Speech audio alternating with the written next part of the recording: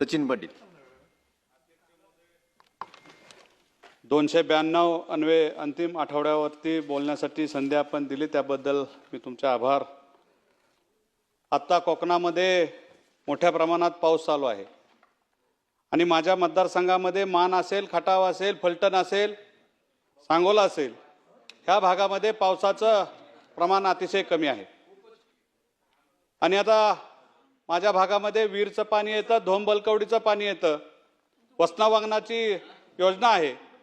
तर माझी अशी विनंती आहे की आपण जे पावसाचं पडणारं अतिरिक्त पाणी आहे ते अतिरिक्त पाणी माझ्या निरा उजव्यालाही मिळावं.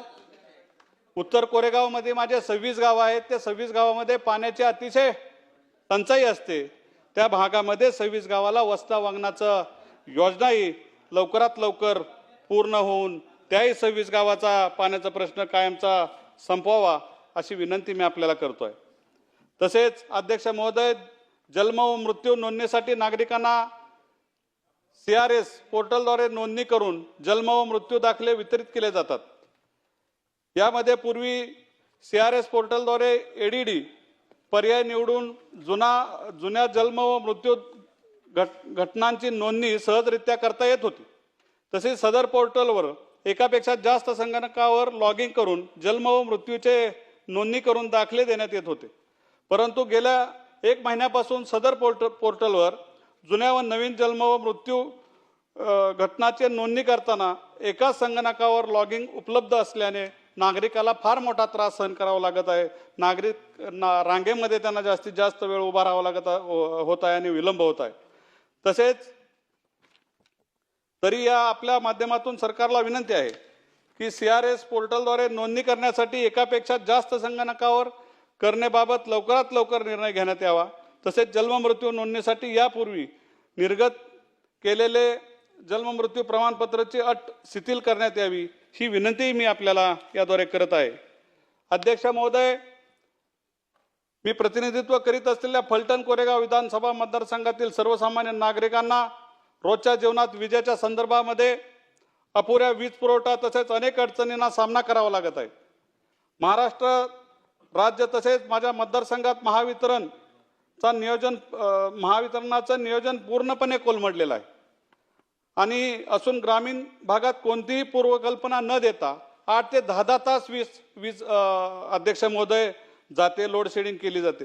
त्यामुळे तेथील शेतकऱ्यांना, विद्यार्थ्यांना तसेच घरातील घरगुती वीज ग्राहकांना विजेअभावी अनेक अडचणींना सामोरं जावं लागत आहे आणि त्याचा त्रास माझ्या शेतकऱ्यांना सुद्धा मोठ्या प्रमाणावरती बसत आहे. त्यामुळे सर्वसामान्य ग्राहकांचे आर्थिक, त्याचबरोबर चुकीचे बिल देऊन सर्वसामान्यांची बिले वसुली केली जातात.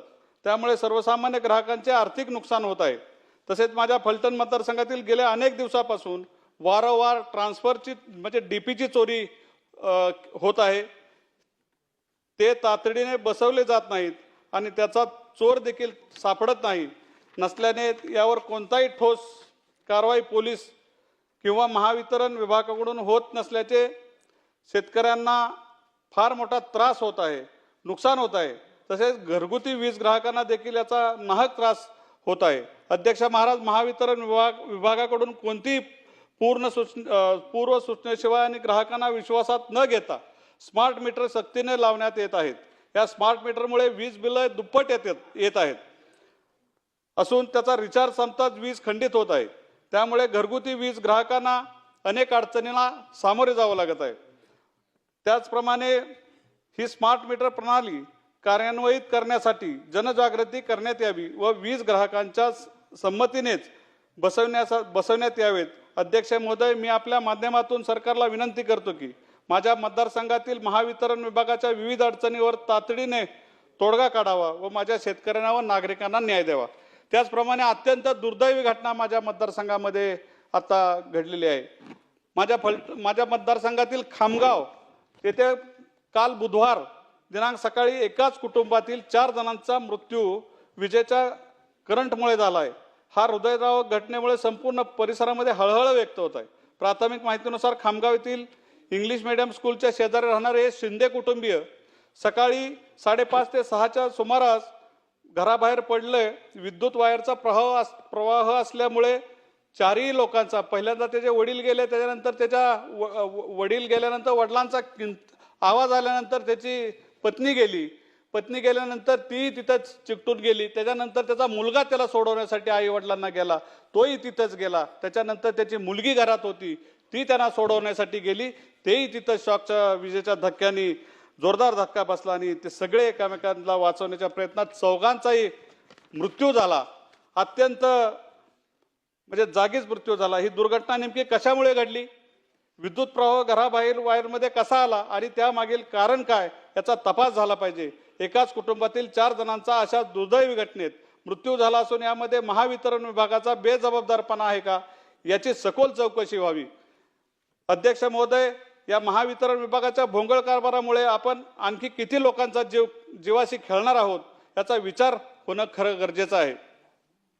अशा घटना भविष्यात घडू नये म्हणून यासाठी ठोस उपाययोजना होणार आहे का, तसेच या दुर्दैवी घटनेची सखोल चौकशी होऊन यामध्ये जबाबदार असलेल्या सर्व संबंधित अधिकाऱ्यावर कठोर कारवाई करण्यात यावी.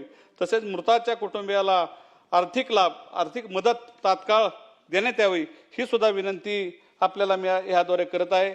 तसेच माझ्या मतदारसंघातील 162 गावं आहेत, त्याच्यामध्ये 30 ते 35 गावामध्ये गेल्या अनेक वर्षापासून पाण्यापासून वंचित असून तेथील नागरिकांना तीव्र पाणी टंचाईचा सामना करावा लागत आहे. ही अत्यंत गंभीर आणि दुर्दैवी बाब आहे. या गावातील महिलांना दररोज पिण्याच्या पाण्यासाठी मोठ्या प्रमाणात अडचणीचा सामना करावा लागतो. तसेच आज ही वाड्या वस्त्यावरील महिलांना पाण्यासाठी भटकंती करावी लागते, तर खोल विहिरी उतरून पाणी आणावे लागते, त्यामुळे अनेक महिलांचा जीव त्याच्यामध्ये गमावा लागतो. अध्यक्ष महोदय, पाण्यासाठी महिलांची होणारी ही फरफट थांबवण्यासाठी तसेच सर्वांगीण विकासाचे उद्दिष्ट ठेवून देशाचे पंतप्रधान सन्माननीय नरेंद्रजी मोदी साहेबांनी हर घर जल योजना सुरू केली आहे आणि ही हर घर जल योजना राबवली आहे. तसेच निश्चित ही योजना खरंच राबवली त्याचं निश्चित कौतुकास्पद आहे. परंतु माझ्या मतदारसंघातील अनेक गावे या योजनेपासून वंचित आहेत आणि ही जी गावे या योजनेत समाविष्ट आहेत तेथे काम संत गतीने सुरू असून काही गावातील कामे अपूर्ण स्वरूपात आहेत व निकृष्ट दर्जाचे आहेत. ही योजना प्रत्येक गावासाठी, गावातील सर्व वाड्या वस्तीवरील प्रत्येक घरासाठी पाणी देण्याच्या दृष्टीने व खऱ्या अर्थाने महिलांची पाण्यासाठी होणारी ससेहोलपट थांबवणे ही आम्हा सर्वांची जबाबदारी आहे. अध्यक्ष महोदय, माझी आपल्या माध्यमातून या सरकारला विनंती आहे की या योजनेपासून वंचित असलेल्या गावांना व वाड्या वस्त्यांचा समावेश करण्यासाठी व अपूर्ण कामे पूर्ण करण्याच्या दृष्टीने या योजनेचा सुधारित आराखडा तयार करावा, जेणेकरून माझ्या मतदारसंघातील नागरिकांची व महिलांची पाण्यासाठी होणारी वणवण थांबवून या योजनेचा लाभ प्रत्येक गावातील वाडी वस्तीवरती प्रत्येक घरापर्यंत पोहोचवावा व माझ्या बहिणींना न्याय मिळवून द्यावा, ही नम्र विनंती आपल्याद्वारे आपल्याला करत आहे. आणि आपण मला बोलण्याची संधी दिली त्याबद्दल मी मनापासून आपला आभार आहे. धन्यवाद. सिद्धार्थ खरात.